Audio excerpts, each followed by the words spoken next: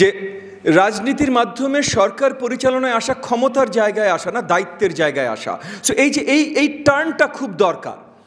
যতদিন পর্যন্ত আপনার জীবিকা অর্জন আপনি রাজনীতির মাধ্যমে করবেন, ততদিন আপনি রাজনীতি পরিষ্কার করতে পারবেন না ভাই। এটা সম্ভব না, এটা সম্ভবই না। আমার চাকরি আছে, আমার পারিবারিক কিছু জিনিসপত্রও আছে, ব্যবসাটা সব, যেটা আমি চাকরিও করি। হ্যাঁ, আমার ভাইয়ের তার নিজের পাবলিকেশন বিজনেস আছে, আরও কিছু আছে নিশ্চয়ই। মানে সবার, আমরা বেশিরভাগ যারা স্বচ্ছ রাজনীতি করতে চেষ্টা করি, আমাদের নিজেদের জীবিকা অর্জনের আলাদা জায়গা আছে। এবং সেই জায়গা থেকে আমি আপনাদের তরুণদেরও বলবো ভাই, কেউ যদি আপনাদের বলে যে পড়াশোনা করার দরকার নেই, এইটা করার দরকার নেই, কিচ্ছু করার দরকার নেই, আসো রাজনীতিতে আসো, বড় নেতা হও। বড় নেতা হবা তুমি চলবা কিভাবে, সংসার চালাবা কিভাবে?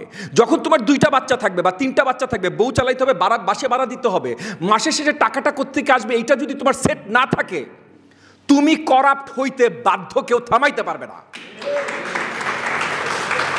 তুমি স্যাক্রিফাইস করতেই পারো। যে আমি হয়তো অনেক বড় চাকরি করতে পারতাম, সারাদিন সারা সময় যদি চাকরিতে দিতাম 10 লাখ টাকার বেতন পেতে পারতাম। আমি 50,000 টাকার বেতনে আমার সংসার চালাই, কারণ আমি দেশের জন্য স্যাক্রিফাইস করছি। ঠিক আছে, যারা মনে করেন এডুকেশনে যায়, একাডেমিয়াতে যারা যায়, ফরগেট এই প্যানেল পুনেল যারা নির্বাচন করে, এগুলো বাদ দেন। যারা অ্যাকচুয়াল একাডেমিয়াতে যায়, তারা কি টাকার জন্য যায়? না ভাই, তারা দেশকে, জনগণকে, তরুণদের কিছু দেবার জন্য, প্রেস্টিজের জন্য, সাথে মিনিমাম বেতন তো তাকে দিতে হবে, নাহলে সংসার চলবে কীভাবে, এইটার জন্য যায়। সো রাজনীতি আপনার ওইভাবে চিন্তা করতে হবে। সো আমরা যদি, এগেন, পলিটিক্যাল ইকোনমি অনেক বড় সাবজেক্ট, মানে আগে ইকোনমিক্স আর পলিটিক্স দুইটা মিলে আমরা এক নাম বলতাম পলিটিক্যাল ইকোনমি। কিন্তু আপনি যদি বলেন যে পৃষ্ঠপোষকতা রাজনীতি থেকে আমরা কীভাবে বেরোতে পারি, পৃষ্ঠপোষকতা রাজনীতি থেকে বেরোতে হলে প্রথমে ইনস্টিটিউশনাল স্ট্রাকচারগুলো শক্ত করতে হবে। যে আমি নির্বাচিত হয়ে আইসা আমি এই ইনস্টিটিউশনকে ব্যবহার করে অনেক টাকা অর্জন করতে পারবো না।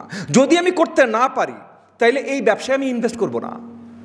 আপনি গত কয়েকবারের পার্লামেন্ট দেখেন, মেজরিটি তারা কি ছিল? ব্যবসায়ী ছিল।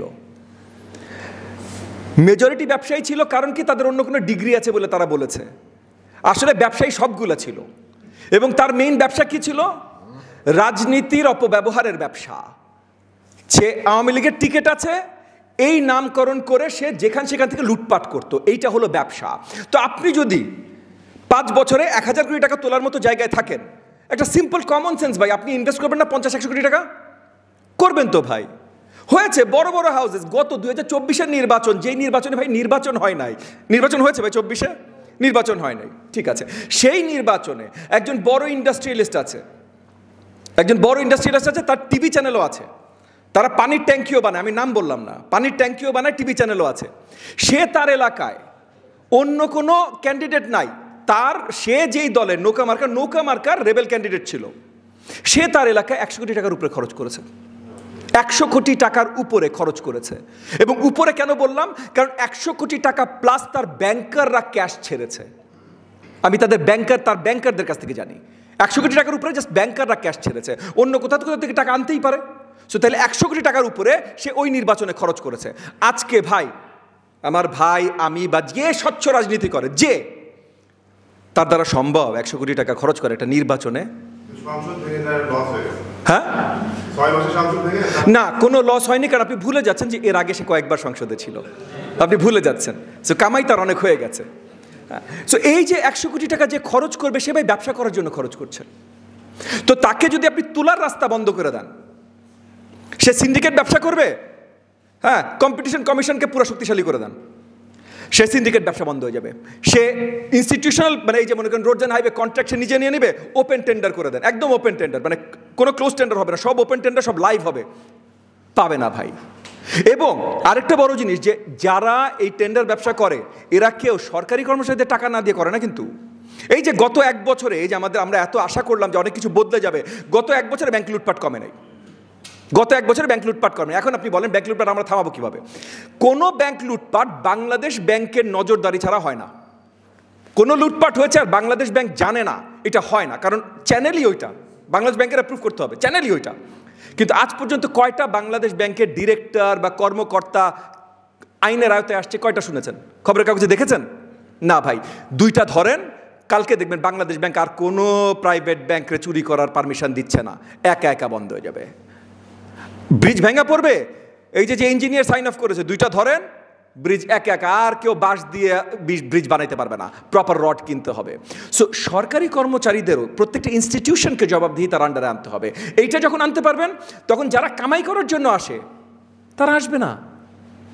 আর যারা কামাই করার জন্য আসবে না, যারা কামাই করার জন্য আসবে না, নিজেকে দেওয়ার জন্য আসবে, তার পকেটে এত টাকা নাইবে, কথায় কথায় পৃষ্ঠপোষকতা করবে।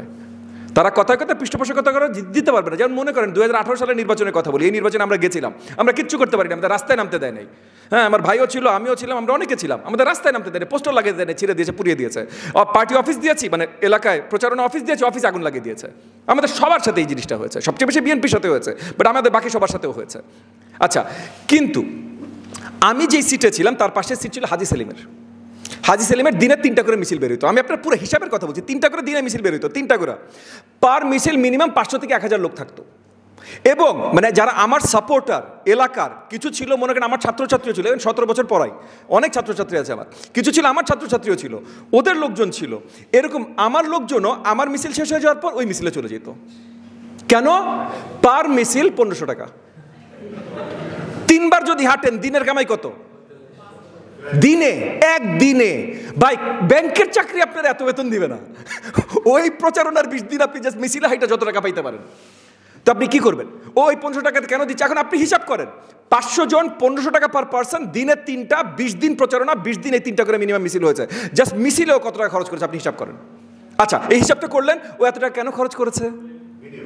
হ্যাঁ, বিনিয়োগ, এক্স্যাক্টলি। সো আপনি বিনিয়োগের জায়গায় তুইলা দেন। আমার দ্বারা সম্ভব না এত টাকা দেয়া। সো যারা আমার সাপোর্টার তারাই হাঁটবে ভাই, ভাড়াটিয়া লোকজন হাঁটবে না। আমার ভাইয়ের দ্বারা সম্ভব না, বা আমি ধরে নিচ্ছি সম্ভব না এত টাকা দেয়া, তার জন্য এটা হবে না। লোকের ধারণা যে আপনার দ্বারা কিছুটা হলেও সম্ভব হতে পারে, একেবারে হবে না। চলেন আমি আপনি মিলেমিশে নিবনে, যেটা বলছিলাম, বুঝছেন? সো তাহলে এই জায়গা থেকে পৃষ্ঠপোষকতার রাজনীতি আসলেই কিন্তু মানে যে সিস্টেমের কথা আমি আপনাকে বলছিলাম, এই সিস্টেমে যদি আমরা যাই, পৃষ্ঠপোষকতার রাজনীতি আমরা আসলেই বন্ধ করা শুরু করতে পারি। একদিনে হয়ে যাবে না, কিন্তু সিস্টেমগুলো যদি আমরা কারেক্ট করি খুব তাড়াতাড়ি হয়ে যেতে পারে।